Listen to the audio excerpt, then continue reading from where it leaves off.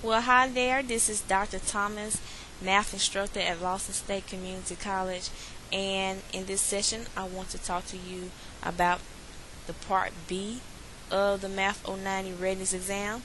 And we're going to do a review on multiplying and dividing fractions in this section. Remember that multiplying and dividing fractions, actually this is the easier case of fractions.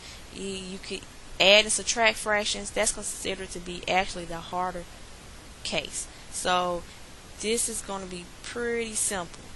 All you need to know is you just multiply across, okay, and simplify your answer. And there's no need to find the LCD in this case, so it should be a piece of cake. Always read the directions. Read the directions. Read the directions. Okay. You may be asked to change the mixed number or change the improper fraction to a mixed number. So always read the directions. Also simplify and reduce your final answer. And check all your answers before you turn in the exam. I cannot say that enough. Do not rush through the readiness exam. You want to pass it on the first try so that you do not have to retake the exam. Simple mistakes could make the difference in you passing or failing, okay? So, let's get started. So here is a sample readiness exam from spring 2011. And in this session I want to focus on multiplying and dividing fractions. So we're going to start with number 5 here. So yeah, let's start with number 5. It's 50 over 8 times 4 over 5.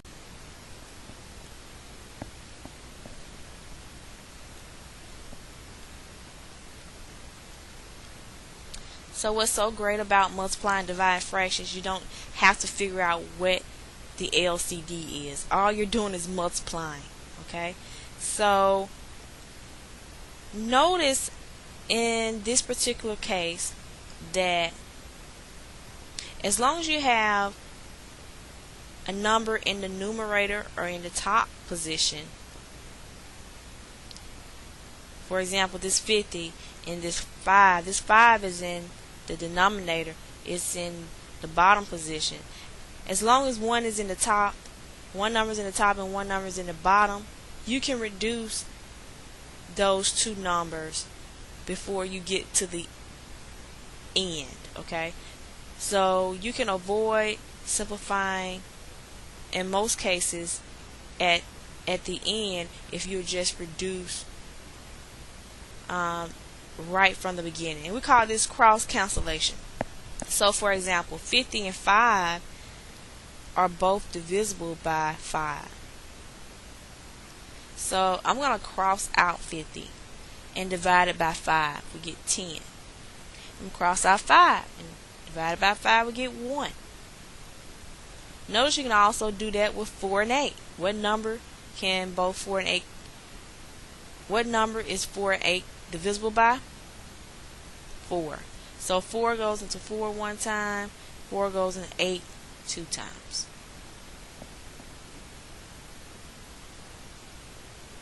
Alright, now all we have to do is multiply across. We have the 10 times the 1 here, gives us 10. And we have 2 times 1 here, gives us 2. And then we look at our answer and realize 10 is divisible by 2. So the final answer is 5.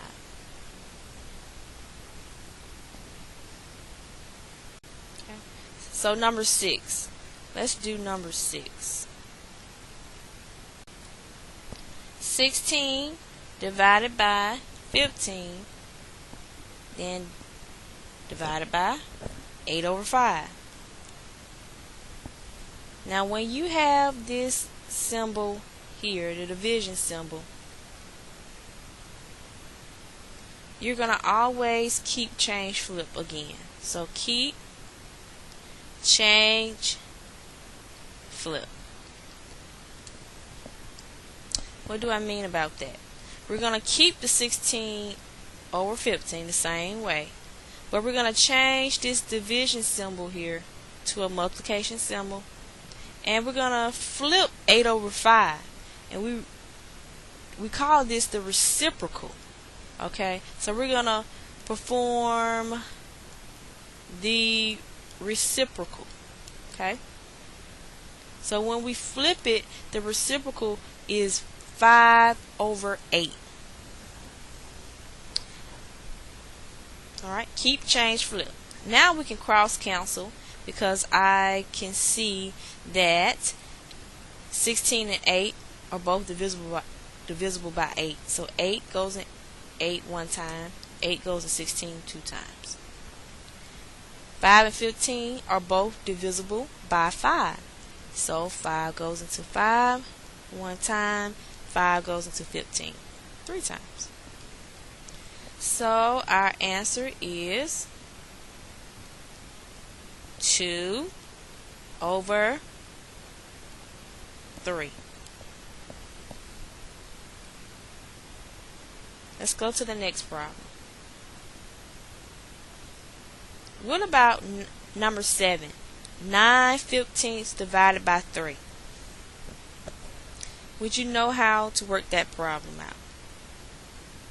And what you can do, since this is recorded, you can pause and work number 7 out before I work it out. 9/15 divided by 3. Now the first thing is to change this 3 to a fraction. Okay? And we need to change it to an equivalent fraction for 3. Something that means 3 but is in fraction form. So we always say just divide it by 1, right? So now we have 9/15 divided by 3 over 1. We're going to keep, change, flip. So we're going to keep 9/15 the same, change this division symbol to a multiplication symbol, and flip 3 over 1. So the reciprocal of 3 over 1 is 1/3. Alright, can we cross cancel here? Yes, because both 9 and 3 are divisible by 3. So divide 9 by 3, get 3, and divide 3 by 3 and get 1. I think that's the only thing we can do here. So we're going to multiply across. 3 times 1 is 3. 15 times 1 is 15. But notice that this can be reduced because 3 can go into both of these numbers. 3 can go into 3 one time, and 3 can go into 15 5 times. So 1/5.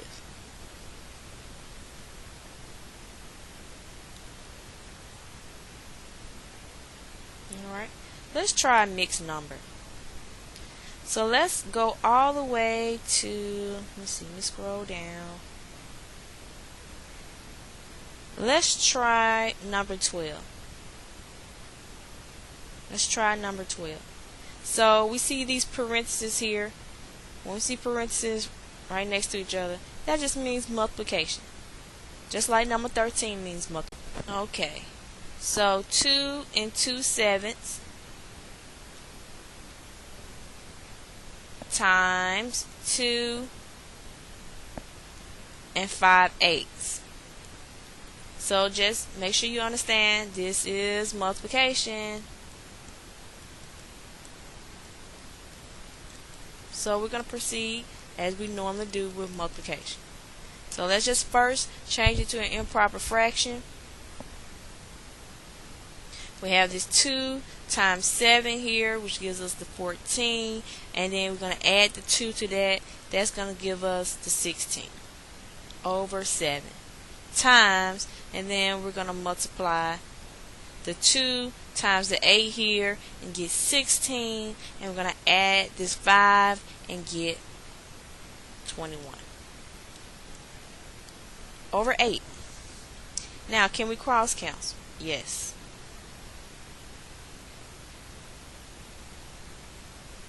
16 and 8, both divisible by 8. So 8 goes to 16 twice, and 8 goes to 8 once. 7 and 21, both divisible by 7. So 7 goes in 7 once, 7 goes in 21 3 times. Therefore, we have 2 times 3, 6 over 1. Can this be reduced? Yes. Do not keep it at 6 over 1.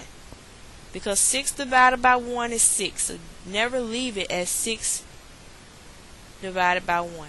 The answer is 6. Problem. Let's try number 14 here. It's 5 2/3 divided by 3 1/3.